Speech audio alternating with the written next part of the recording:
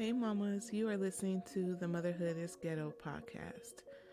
We all know motherhood can be a beautiful thing, but girl, it can also be ghetto. Join me as we discuss some of the best and worst parts of being a mom raising kids, all while trying to figure out this thing called life. This ghetto is a safe space, mamas. So welcome to the hood.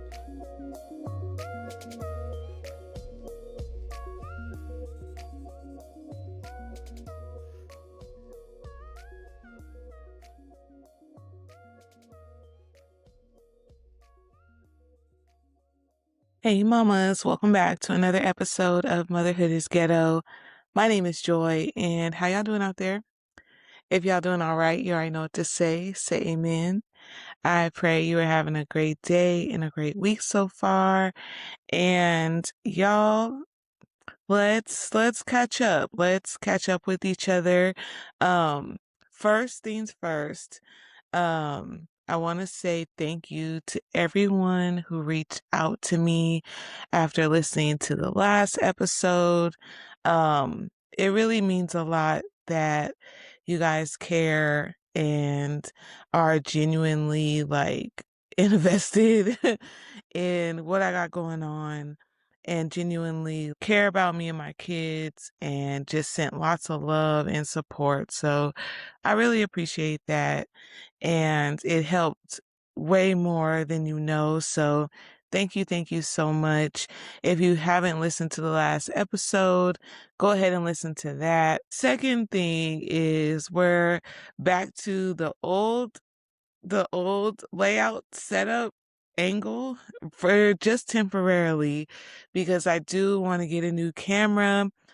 Before I was recording off of my phone, but my phone is turning out to not be like it's great recording on my phone, but like in the last episode I lost visuals and I couldn't really tell that I lost visuals. And then also too, I lost visuals because my phone overheated while I was recording. So if my conversation tends to last a little longer than 30 minutes, then I don't want to run into that issue again where I lose visuals. So we're back to this angle for right now until I can get a new camera. And then we'll be back to our old angle on the couch, conversational chit chat instead of across the desk type of thing. But that's that. And then also too, y'all, your girl just turned 40. Your girl had a birthday on June 23rd, and I'm 40 now. Amen. Um, I thought about doing an episode called Chapter 40 and just kind of like going over some realizations and reflections since entering into this milestone year. And I think I might still do that, but just as a little like quick note. Yeah, so far 40 is cool. I'm only a week in. At the time this is being recorded, I'm only a week in, but 40 definitely looks different than what I thought it would. If you would have told me 10 years ago when I turned 30 that by the time I was 40, I would be a widow. I would be single. I would be a single mom. I would be a homeowner, and I would be, navigating life without my dad, without my brother. I would be laid off from my job, um, in a new job in a whole different field, all the things. Like I wouldn't have believed it. I wouldn't have trusted God. I wouldn't have did any of that stuff. I probably would have curled up in a corner and cried. Um, but 40 definitely looks different than what I imagined it to be. But at the same time, it's beautiful. And so many beautiful things are happening right now. So again, I'll probably do a separate episode on that. But for right now, today's episode, mamas, I'm so glad that you're here because I was on the motherhood streets. I was doing some research to see what are the girlies talking about? What are moms struggling with right now? what are some hot button topics, challenges, anything that I maybe could provide help with and lend my knowledge, experience towards to help the next mom. And I am spying with my little eye that you guys are wanting to know how to save money.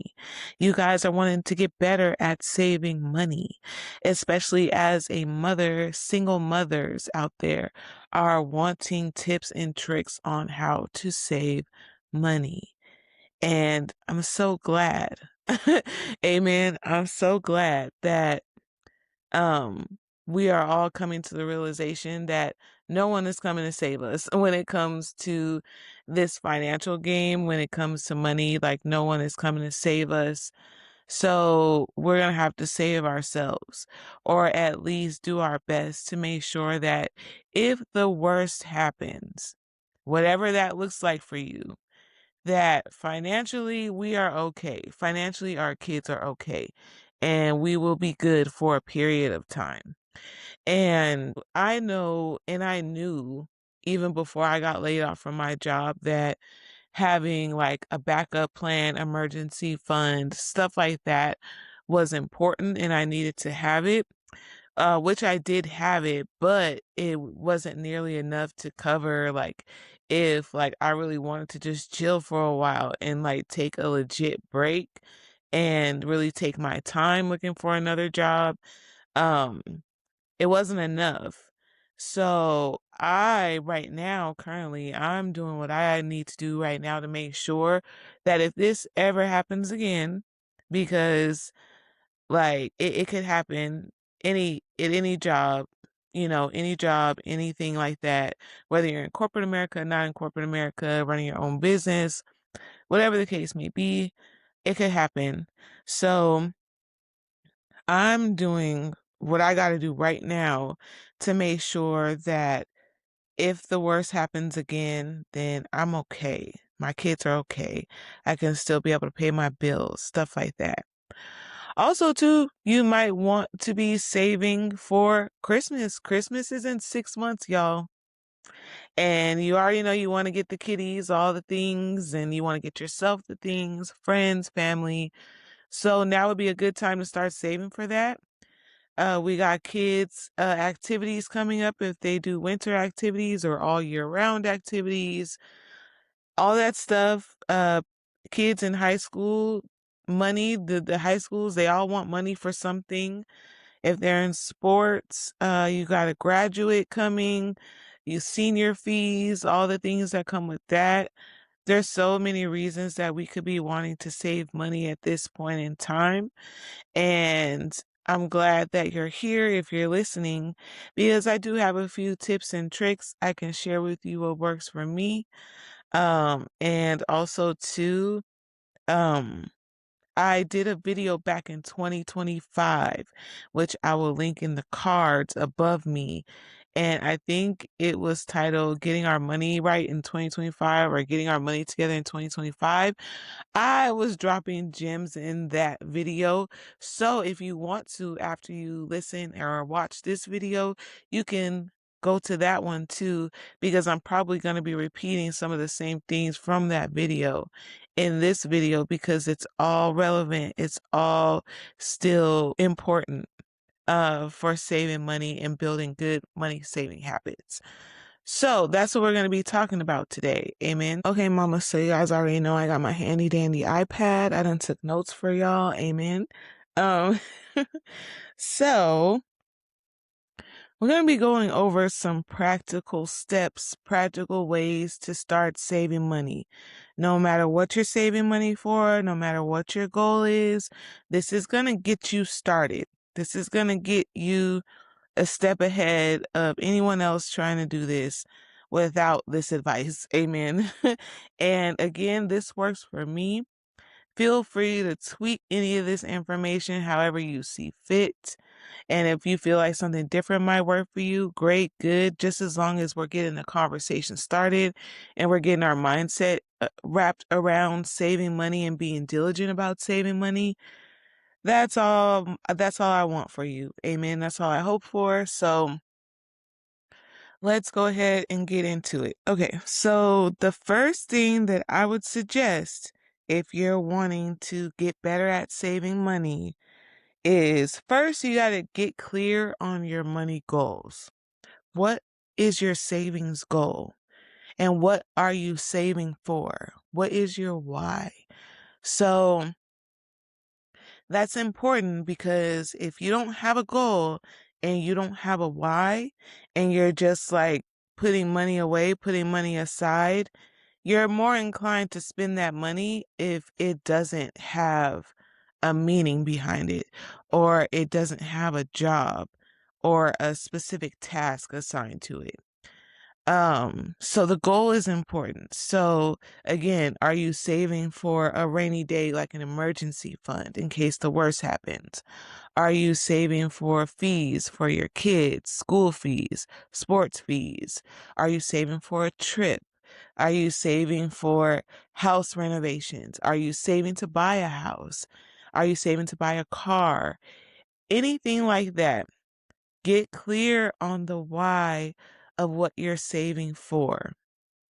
Amen. Because you want to be able to track that progress, and once you get to the goal, know exactly like, okay, this money is for this, and you just have it and you're ready to spend it on whatever it is you save for. And so that way it's not going towards anything else. So get clear on your money goals. With goals too, what's the time frame? How long are you giving yourself to save this money? Is it going to be like a lifelong savings, like an account that you just add money to in perpetuity, where you just don't stop, or does it have a limit? Um, and then by how many months is it going to take you, or weeks is it going to take you to save? How many paychecks? So what I like to do is I have a number in my mind. Like I have the big number in my mind. And what I do is I divide that by the amount of months in a year. So I divide that by 12. So that lets me know how much money I have to save in 1 month. And then that 1 month number, I divide that by 2. Seeing as though like I get 2 paychecks in a month, how much out of those 2 paychecks I would need to save in order to get to that month number. So, and you can do that in different ways. So if you get paid every week, then you divide that month number by 4. Or if you only get paid once a month and you're using your monthly number, like however you need to split it up and divide it. And so that way you get to that smaller number. So that way you know, okay, each paycheck I gotta save this. So that way by the end of the month I have this. And then by the end of the year I will have this. So that's how I like to do it. And so that way I get a number. If at any time I get more money, or like unexpected money, whoop-de-doo, that is great. I do allocate that to a portion of the savings, so that way I can be like one step ahead in case like there is a month where it's like, oh, like I came up short, or I had to spend this month out of my savings. Then at least like with that unexpected money, I had a little bit of cushion. But that's not the plan. That's not the goal. The goal is to not spend what we save until we're ready to spend it on whatever we're saving for. Amen. So get clear about the goal, get clear about the number, get clear about the timeline, and get clear about the why. What are you saving for? Amen. Okay, so the next thing we have is review your spending. Amen. So what that means is pulling up your bank statement, looking at how you spend your money. What are you spending your money on? Your transactions.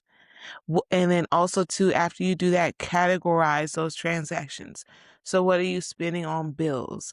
What are you spending on expenses? What are you spending on food, eating out? What are you spending on self-care? All that stuff you want to categorize. Once you have that categorized, you want to look at your highest spending categories. So when it comes to bills, a lot of those bills for us, some of them are fixed.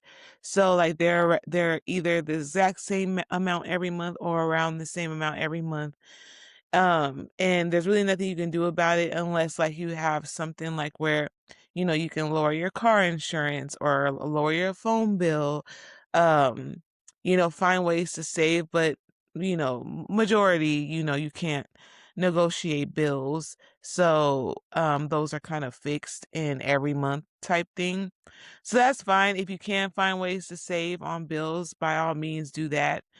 Um, so with bills, that's that. So when it comes to expenses though, so expenses could be like if you go get like a monthly car wash, or if you pay for self-care like nails, hair, haircuts, stuff like that, like your monthly expenses, gas, food, all that stuff. That's not necessarily a bill. So you want to categorize those as well and see where you could save money. Subscriptions. Okay. So all those subscriptions that you might not be using, you could be saving money on if you just cancel.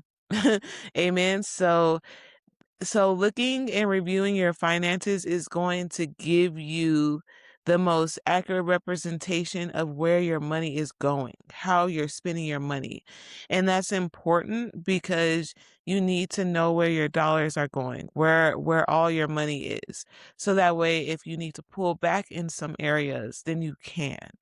If you see that like you Zelle your brother like 5 times in a month and like it's like $250, like you might want to have a conversation with bro and be like, hey, but we'll get to that in a later part of the episode.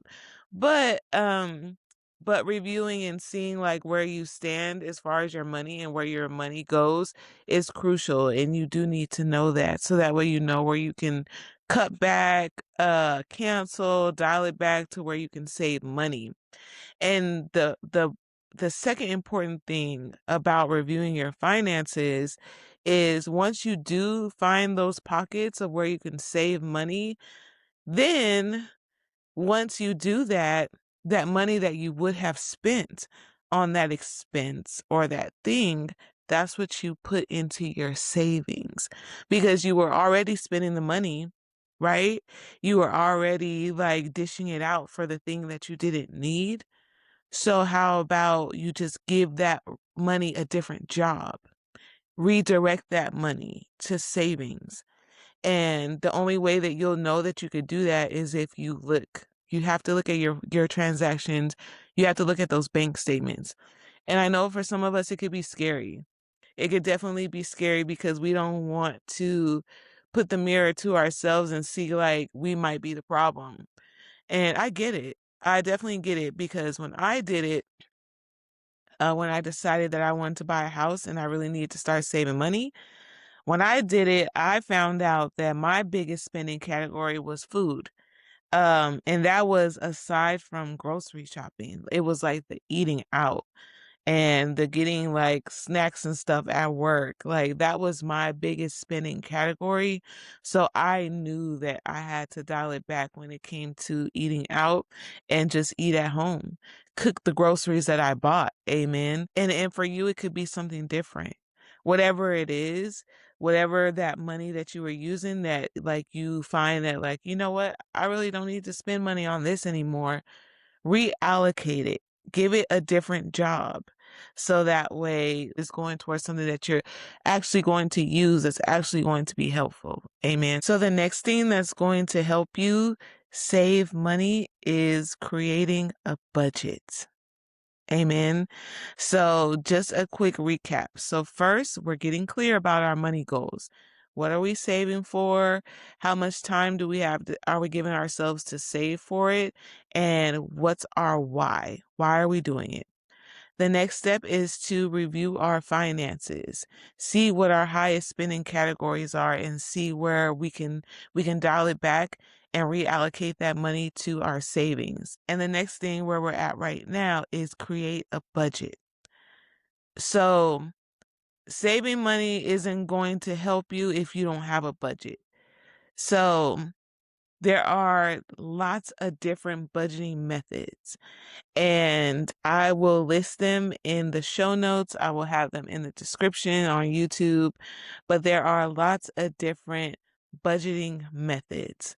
The method that I use and that is the most helpful for me is zero-based budgeting. And what that is that the money that I get for the month, I make sure that each dollar, each dollar has a job. It's doing something. And when I have my total number of money that I'm getting for the month, I make sure that at the end of it, I'm down to zero. And zero meaning not meaning like I don't have any more money. It's just zero to the point where like all the bills are taken care of. All the money that I was going to allocate to savings is there. All the money that I'm allocating to expenses is there. And then the extra stuff, like if I want to go get my nails done, my hair done, my feet done, if my kids need to get their hair done, every dollar has a job. There's no money in my account that's just out there willy-nilly with nothing to do. So every dollar is doing something. And the most important part about a budget is you have to budget for saving. So it can't be like, okay, well, once all my bills are paid, then if I have anything left over to save, then that's what I'll put in my savings. Because there may be a month where you don't have anything left to save. So it's important to include your savings in your budget. So if you know for the month that you're going to have $3,000 for the month, so your budget should include your living expenses, so rent, utilities, bills, all that stuff. It should include your expenses, groceries, gas, and anything else that's an expense for you monthly. And it should also include your savings. So how much money out of that $3,000 are you putting towards saving? And at the end of it, that should be a part of the monthly thing that you take care of. It shouldn't be like well, after I pay everything, then let's see. It should be a part of that. And your after that let's see money could be something different, like splurging or a trip to the mall or something like that. But saving should be one of the priorities. It should be just like a bill, just like something you take care of every month. And the good thing about creating a budget and sticking to it is that for the majority of your bills and expenses, like you can automate that. And you can automate your savings, which we will touch on as well, because that's really going to help you save is if it's automated. And if you know yourself and you know that you physically moving money yourself from a checking to a savings account, like you're not going to stay on top of it, then automating it would be your best friend when it comes to that. And the final thing that I will say about creating a budget is you gotta stick to it. Amen. You have to stick to your budget or else it will not work. You will be spending money willy-nilly and you won't have anything saved. You'll be robbing Peter to pay Paul. So you need to create a budget and you need to stick to it. And also, too, creating a budget will help you to understand whether you have I don't make enough money problem or I have a spend too much problem.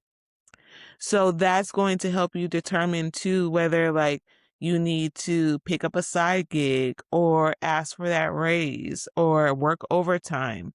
Or it's going to help you realize like, dang, I spend way too much money. I have enough money to cover my bills and expenses, but I'm still coming up short or in the negative at the end of the month because I'm spending too much money on other things.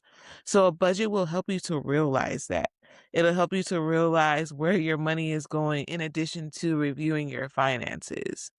Amen. So this all works together. I promise you. I promise you this all works together for your greater good. So if you just do these things, like it's going to help you and it's going to help you to save. So the next thing that we want to do is we want to check our money habits.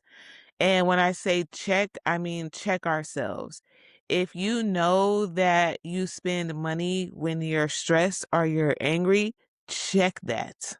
Okay? Check that hoe. Make sure you get that under control by any means necessary. If you know that you spend too much money on like gift giving, you need to figure out a way to dial that back. Like I said, like my vice was spending money on food when I have food at home just for the convenience of it, not having to come home after work and cook, stuff like that. So I had to get creative and find different ways so that way when I came home, I didn't have to cook, but we were still eating at home. So that meant getting up a little bit early to prep dinner before I left for work. So that way all I had to do when I got home from work is heat it up. Then that's what that meant. Or it could have meant like making sure that I meal plan for the week. So I've already planned out what we're going to eat for the week. So I'm not sitting thinking like, oh, what are we going to have for dinner? You know what? Forget it. Let's just go eat out. Like I had to do the things to make sure that like I broke that habit of just going to get something quick.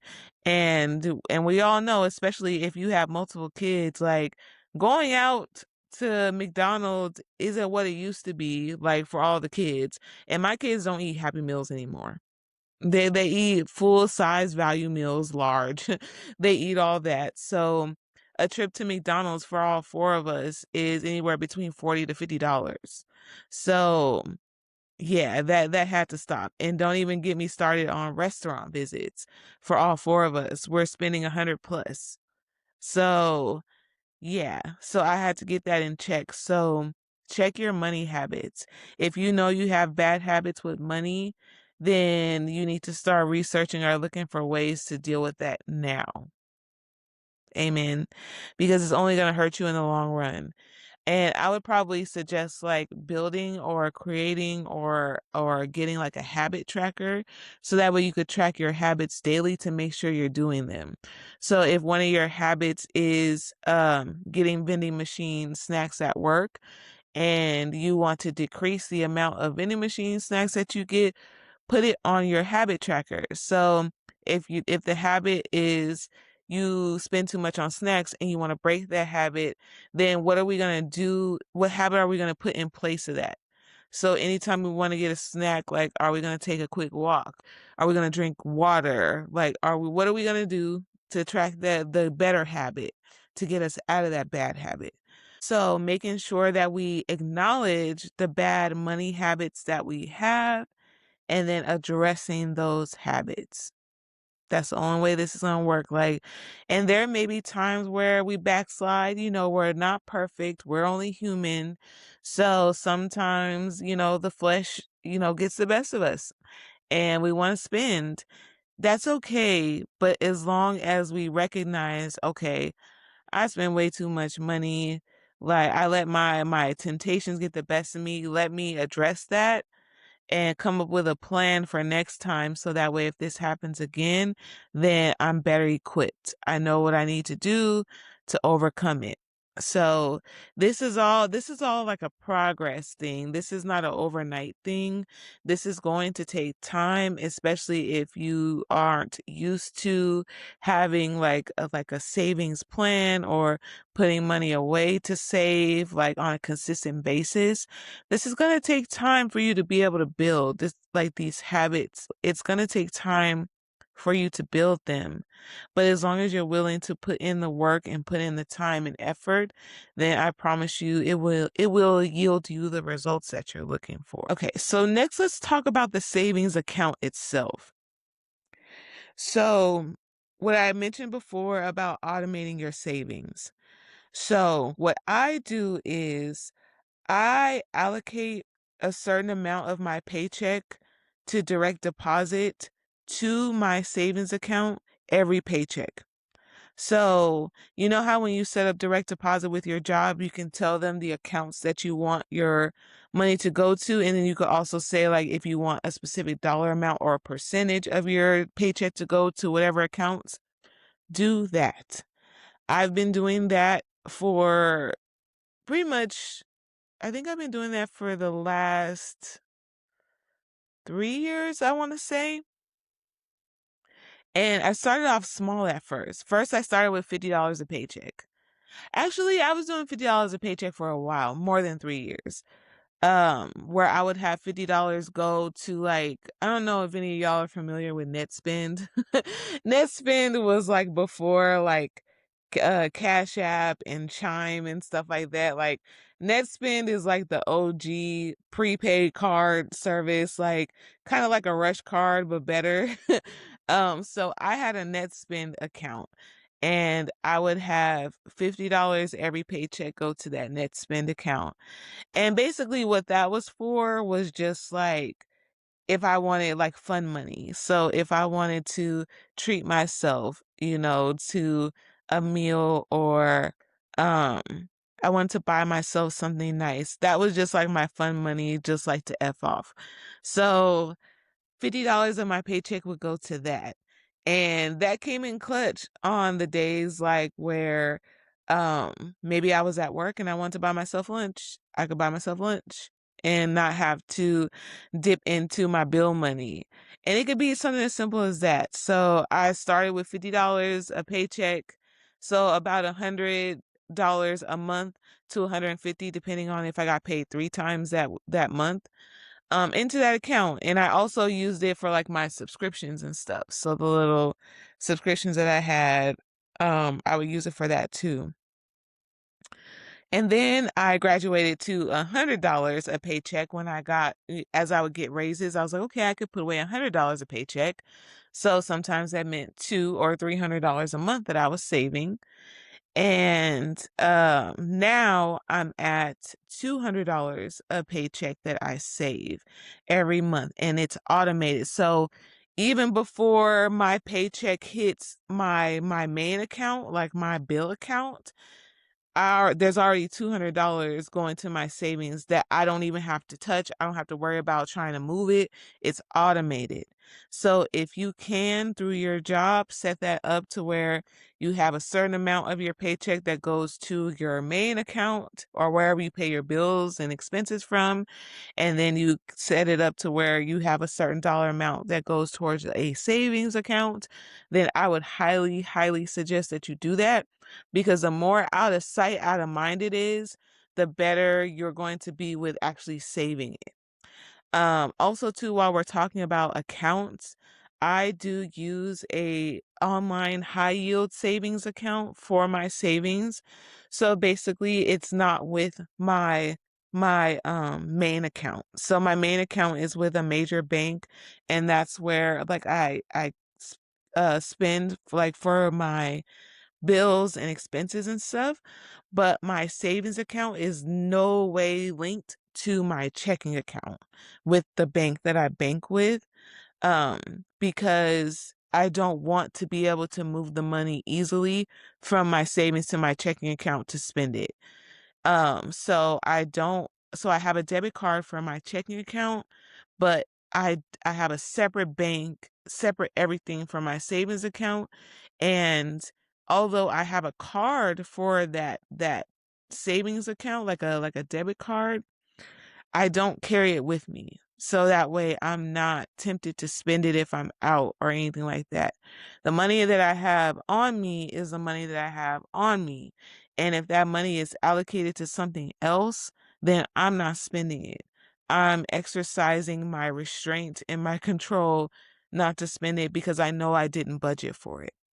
So that's how I do it. And my high yield savings account is with SoFi. And it's an online banking company, banking institution. Um, and for my account, what makes it high yield is that it gives you back interest on the amount that you have saved in there. So right now, I think mine is at I think it's at 3.5% annual percentage yield.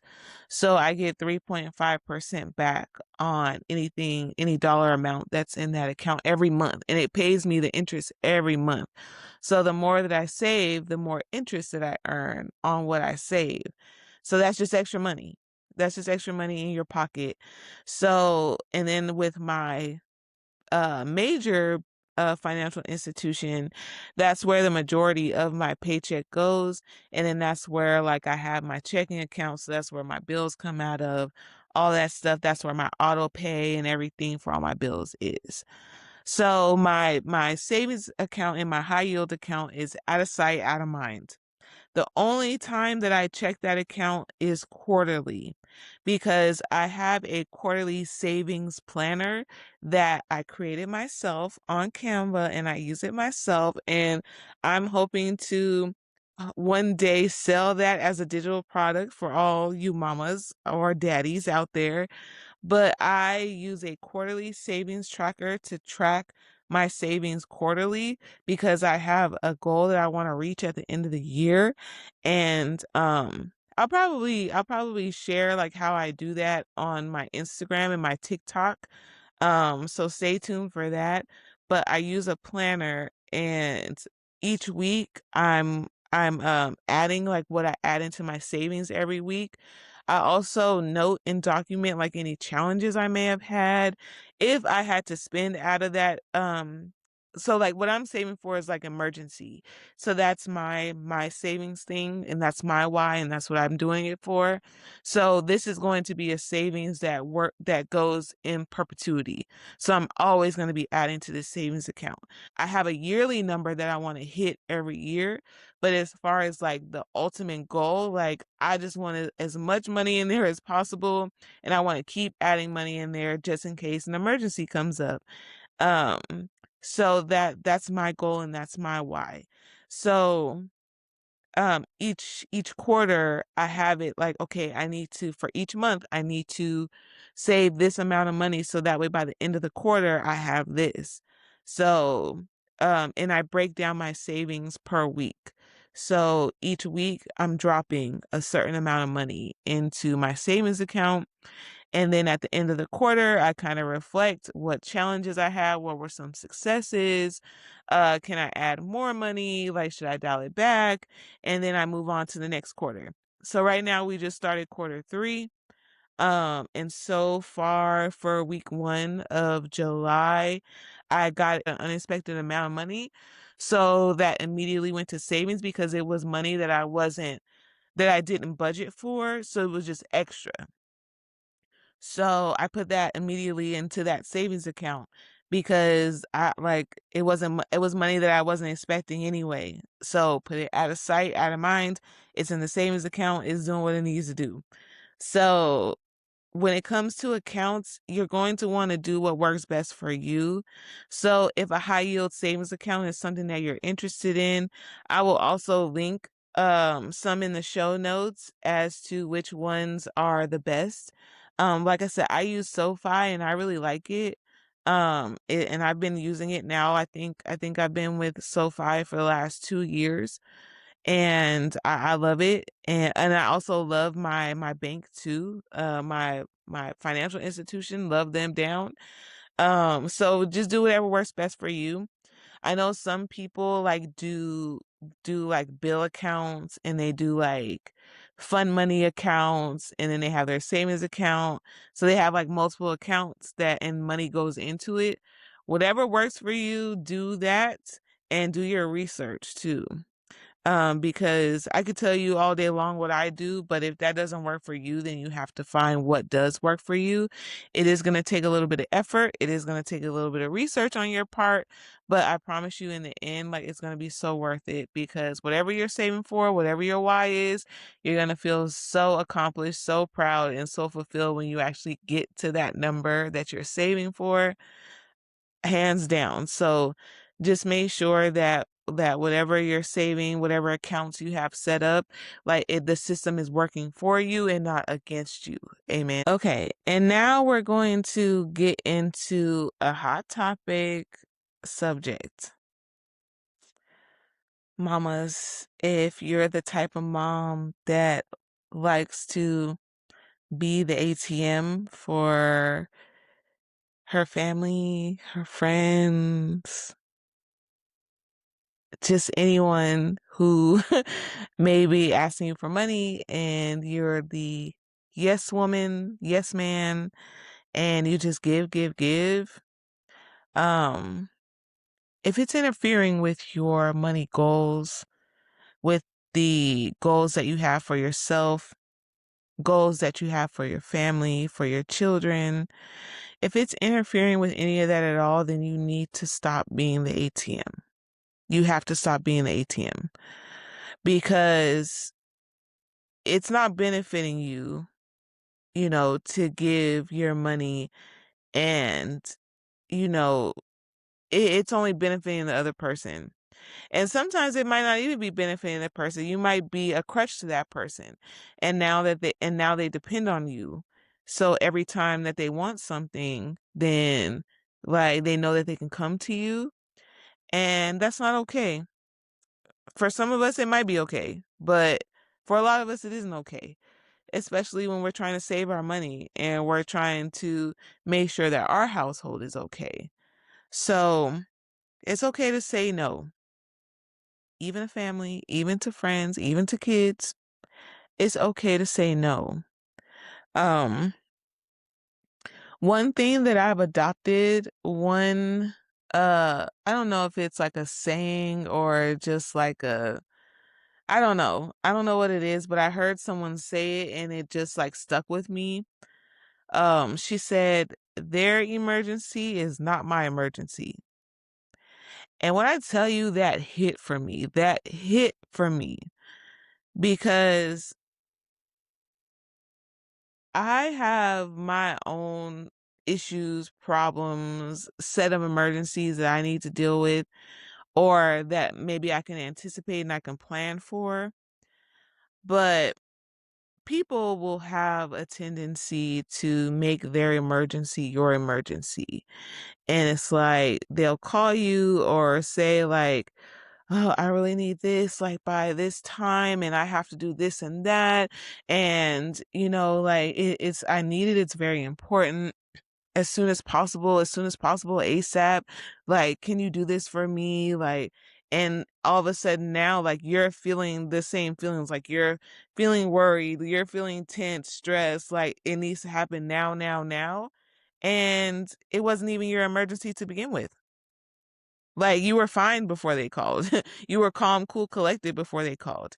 So you can't make everyone's emergency your emergency. And if what they have going on, it isn't your emergency, you don't have to say yes, even if you do have it to give.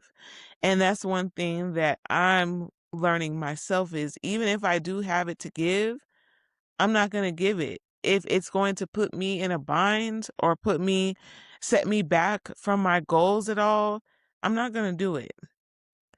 If I'm able to give it and I, one, want to give it, two, am able to give it, and three, it doesn't put me in a financial strain by me doing this, then I might, I might do it, just to help out, but it won't be a reoccurring thing. It won't be an everyday thing, everyday occurrence, every week, every month, because I'm not the ATM. I'm not someone that you can come to every month or every day or every week when you need money or you're in a pinch. I'm not that person.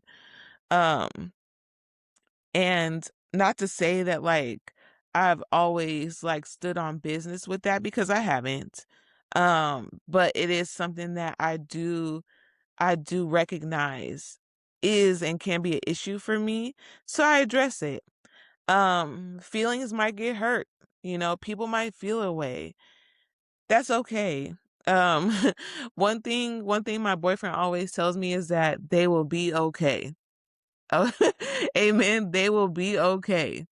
Like they will circle back around. They will talk to you. They won't be mad forever. And if they are, oh well. So so again, depending on your situation, who you got in your circle, like what it is. Like just make sure that if you do give, I'm not telling you not to give or not to help anyone out, but just make sure that it doesn't put you further back from your goal of saving or put you in a bind or put it to where like now you can't save what you were trying to save. And I know it doesn't sound like impactful, but it really is. It truly is. Because if you have a family member that's asking you for $50 every week and you're pulling out of your savings account to give that $50, then that's like you're taking money out of your own pocket. And also too, especially if they're not paying it back, even if they are paying it back, like still like you have the right to say no. If you don't want to give it, if you don't want to be the ATM, then don't do it.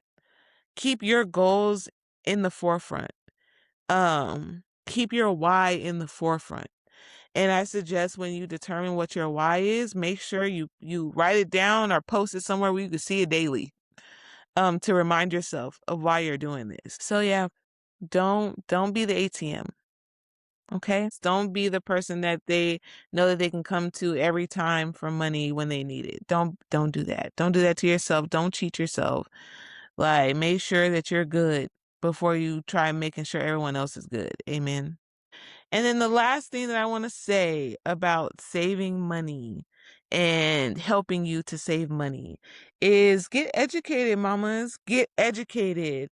However you got to do that, whether it's watching YouTube videos, watching money influencers on Instagram. That's how I learned how to save. I found an account on Instagram and it was great because she was a Black woman. Um she was at the time she was single, like she wasn't married yet, but now like she has a husband, she has a child, and I've watched her journey and I've picked up on her tips and tricks and saving and budgeting um habits and all that stuff. And that's how I adopted the zero-based budgeting method that I have. That's how like I learned about high yield savings accounts. That's how I learned that like I don't have a don't make enough money problem. I had a spending problem because I had more than enough money. I just didn't know how to spend wisely and budget wisely. So I learned that all from one person on Instagram. And then that person, like had a network of people. So I started watching and following them. And now we're here. So utilize these social media platforms for your good. It's not just to find out the latest gossip or, what's trending. Like really use it to your advantage because there's people out here dropping gems for the free. Amen. Just like I'm out here dropping gems for the free. So you can soak up all that knowledge and find what works for you. Watching YouTube, reading books. Amen. When we were doing the book club, we had we were reading The Black Girl's Guide to Financial Freedom, I think it was called. So we were reading that book.